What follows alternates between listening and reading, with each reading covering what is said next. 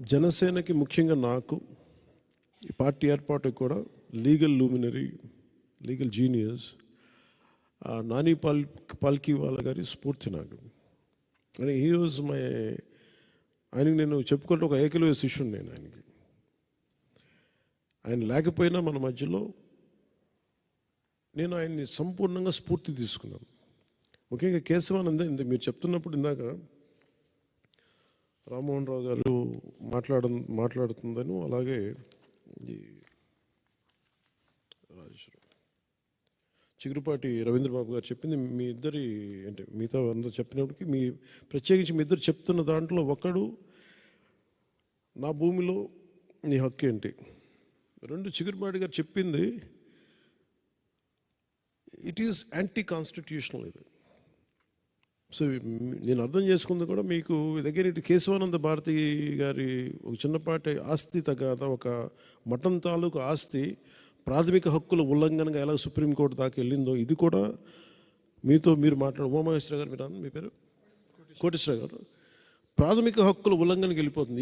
ఏది తీసుకున్నా కానీ ప్రాథమిక హక్కులు, రాజ్యాంగం కల్పించిన ప్రాథమిక హక్కుల ఉల్లంఘనకి దారితీస్తూ ఉంది. ఇది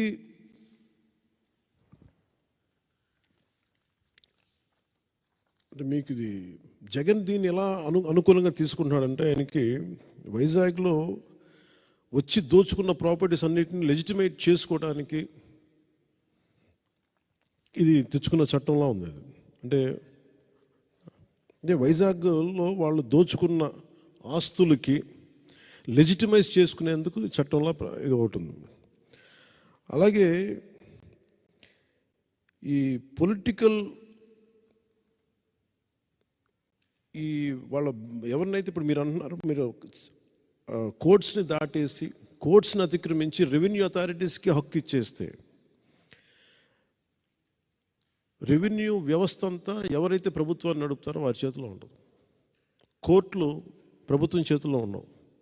ఆ హక్కుని ఇటు తీసేస్తే మటుకు ఖచ్చితంగా మోర్ ఈజీ అయిపోతే ఆస్తిని దోచేయటం మరింత సులభతరం అవుతుంది.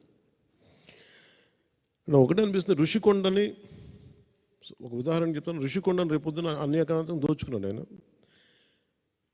ఇందాక మీరు చెప్తున్నట్టుగా ఉమామహేశ్వర గారు మీరు చెప్తున్నట్టుగా ఏదైనా వాళ్ళు అప్లై చేసుకోవచ్చు, ఇది నాది అని రాసేసుకుంటే సరిపోద్ది, నో క్వశ్చన్స్ ఆస్క్డ్.